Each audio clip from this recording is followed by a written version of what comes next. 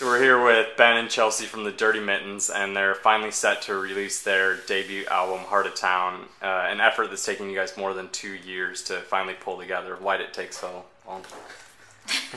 We're lazy. Jim Brunberg from Mississippi Studios was kind enough to just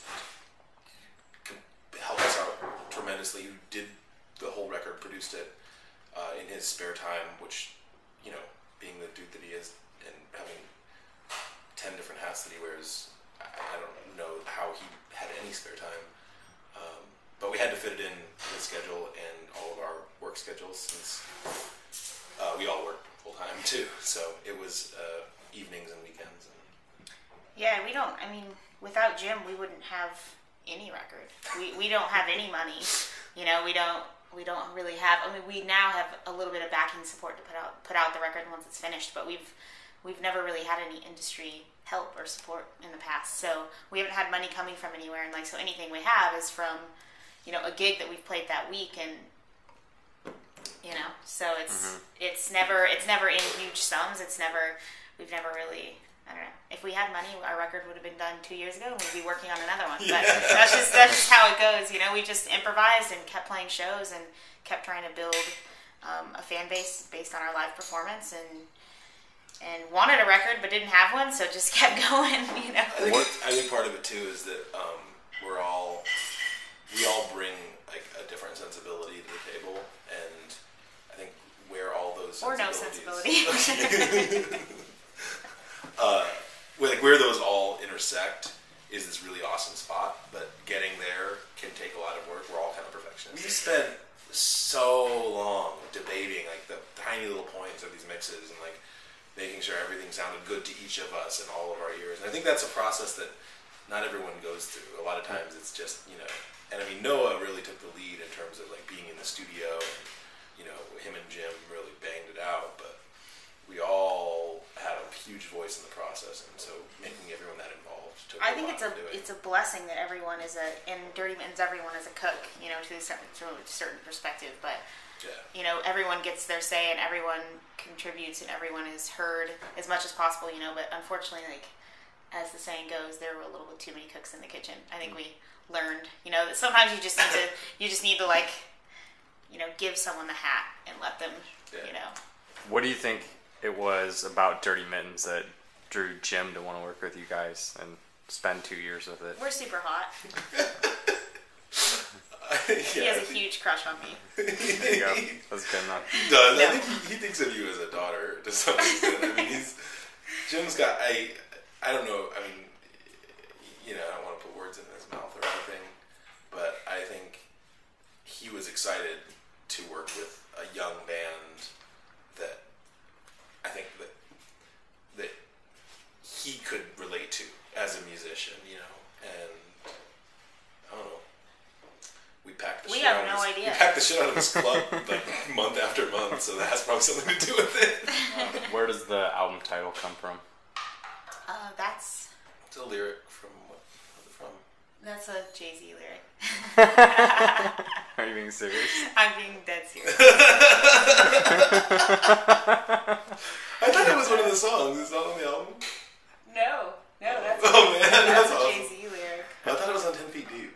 It's not though. No. It's Jay-Z. Were you the one that chose it? Yeah. Why? I'm a big hip-hop fan. Yeah. I just think it's hard. I just think it's hard as shit.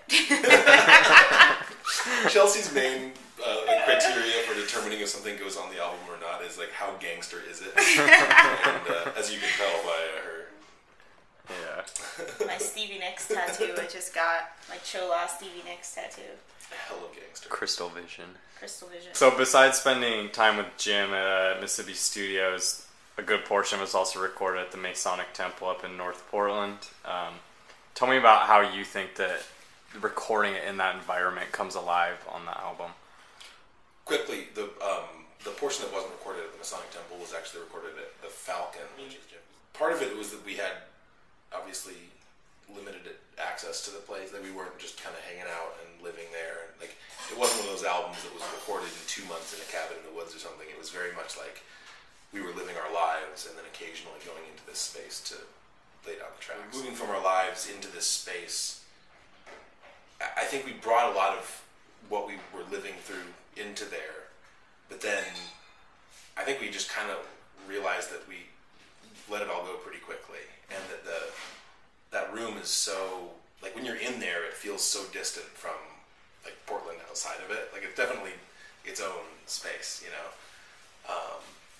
I started thinking of it, at least in those early recording stuff, as not therapy necessarily, but, like, I look forward to doing those sessions because it was nice to get into that. It was getting space. away. It was a release. Yeah, it was defined. I defined it separately, I think. And I think we all kind of did. Well, the space is so hidden and creepy. It gave you the feeling like that you were doing something kind of secretive that you know, that the world didn't know about, and like you couldn't wait to share it with them, you know, because like the way that it sounded in that room, I'm like, oh my god, I'm singing and I sound like a 500-pound black woman in this room. Like the reverb is like, you know, your mind just went wild of the possibilities of the record. And when you're trapped in a studio, like just kind of like an editing room, it doesn't feel so magical. Since the album took so long to come together, were you guys ever worried about the continuity of it as a whole, or how do you think that you kept all the stops and starts and pauses in between together? Constantly worried. I mean, constantly just like, I'm really not, my favorite kind of recording is one that happens in a basement and you're done with it. I listen to a lot of mixtapes and a lot of and so the process for me, I was just like, man, really, are we really arguing over this kick drum? This one kick drum and this one measurement? So about 4 months ago, we were ready to split the album into 2 EPs and throw half of it. Yeah, it was like we were like in this crazy place where we wanted to get something done, and I think right about at that point it came together. First of all, Mark from Magic Marker said, "I totally want to do this album. That's great," which was a relief to us to not have to worry about trying to fund it ourselves. And then also the mastering process for me, anyways, really brought it together. Timothy Stolenworth, his mastering and some of the polishing that Jim brought to the record right towards the end of the process, the sequencing, getting all the tracks in sequence, getting the gaps put in the right places.